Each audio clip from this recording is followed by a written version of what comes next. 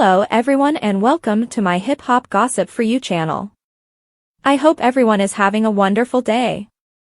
Before we begin, please hit the subscribe button and give this video a thumbs up. Joe Budden speculates that feuds against Drake may be fueled by Apple Music. In the most recent episode of his podcast of the same name, Joe Budden talked extensively about Drake and the Toronto rapper's future. He did this while expressing his hope that Drake will resume creating music that is emotionally honest and raising the possibility that Apple Music is secretly at odds with him. In 2025, I would love to hear vulnerable Drake make a return, Budden said. Not mafioso Drake, not a no-face Drake, just tell us how you feel for real, once. The group then decided that it is unlikely that Drake would openly discuss his turbulent year and the feud with Kendrick Lamar. Budden said of Drake's August song, the No Face video came and went. Do you have high expectations for this Drake Party album? I do, since I'm a huge fan of party and R&B Drake, but I don't think that will make the pendulum swing in the right direction. In order to select Kendrick Lamar as the rap artist of the year, the group then looked to Apple Music. According to a theory put forth by one of Budden's co-hosts, the tech company is working with The Weeknd because of a conflict with Drake. Something tech-related is happening here. I believe these businesses are engaging in other activities, they stated. Budden concurred while griping that Drake's feuds are generating too much business for the companies. Drake and Party Next Door are presently preparing for the release of their joint album. Although no other information is available, a release date of some time in 2024 is anticipated. See here for Joe Budden's complete remarks regarding Drake. Diddy is going to be put through a rigorous trial, which is no secret. The founder of Bad Boy is presently incarcerated on a number of counts pertaining to alleged racketeering and sex trafficking.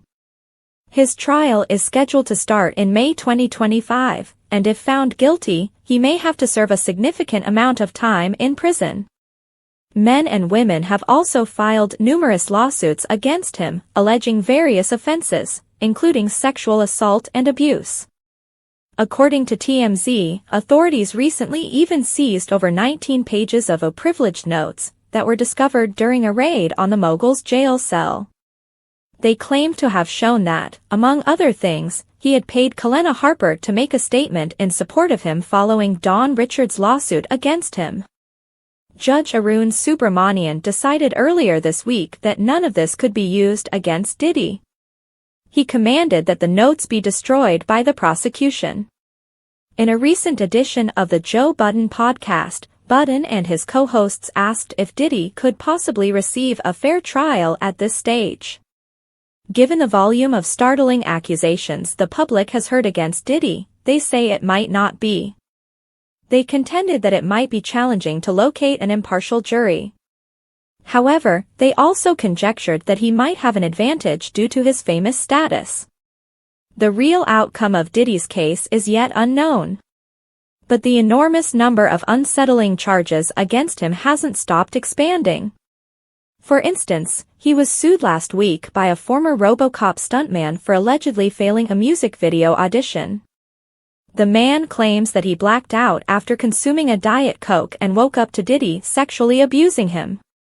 As of Wednesday morning, Diddy is the target of multiple new lawsuits, one of which claims that in 2001, he drugged and sexually assaulted a guy known as a John Doe in New York. The individual, a former RoboCop stuntman, allegedly met with the Bad Boy entrepreneur at a hotel close to Central Park for what was allegedly a music video audition, according to the claim, which was filed by lawyer Tony Busby. John Doe claims he blacked out after drinking a Diet Coke. Diddy allegedly sodomized him with one of his bodyguards and another man in the room when he woke up. According to John Doe, he left his cherished RoboCop stuntman jacket behind when he left the hotel in shock. He didn't see it again. After returning home, the plaintiff made an effort to forget the incident, but it was brought back to him when he discovered he was bleeding rectally and had to painfully defecate a used condom. After the bleeding persisted for a few days, the plaintiff went to a nearby clinic and a proctologist, who used a laser procedure to fix plaintiff's A*****, according to the complaint, which all hip-hop was able to get. Regarding damages, John Doe claims he sought medical attention for a fractured tooth and rectal bleeding. Additionally, he claims to have battled with emotional trauma. Diddy has already refuted every accusation made against him in the past 12 months.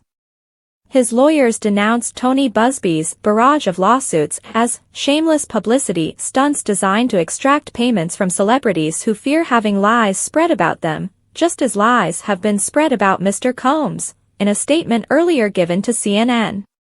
At the moment, Diddy is housed at Brooklyn's Metropolitan Detention Center. Back in September, he was arrested by authorities on suspicion of sex trafficking and racketeering. He has already entered a not guilty plea. Next May 5th is when his trial will begin. Diddy is presently in jail awaiting trial. The Brooklyn-based Metropolitan Detention Center is housing the disgraced mogul. Although this guarantees that he cannot hurt anyone outside of his immediate circle, it hasn't stopped his victims from sharing terrifying Diddy stories. In the past several months, the founder of Bad Boy has already been the target of 120 sexual assault claims. But on November 19, owing to lawyer Tony Busby, the number increased by 2. Busby, who is currently in charge of Diddy's 120 accusers' legal representation, filed 2 cases on Tuesday. In the first lawsuit, an unidentified lady claimed that Diddy had abused her in 2001. According to the woman, she was 18 at the time. At a New York City Halloween party, she ran into the mogul.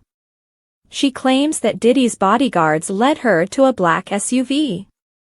According to reports, the woman was served a drink that caused her to feel lightheaded.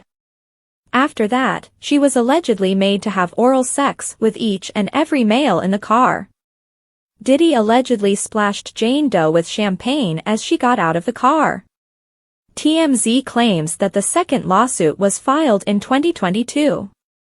According to the John Doe in question, Diddy gave him a narcotic while he was at one of the mogul's house parties.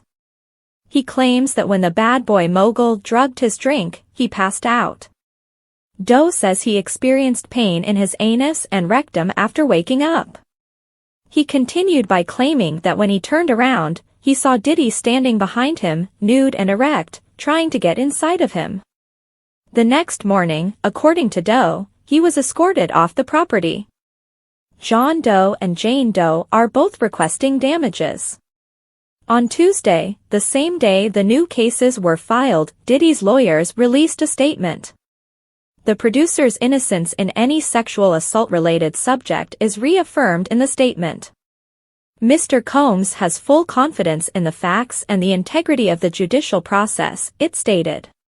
In court, the truth will prevail, that Mr. Combs never sexually assaulted or trafficked anyone, man or woman, adult or minor.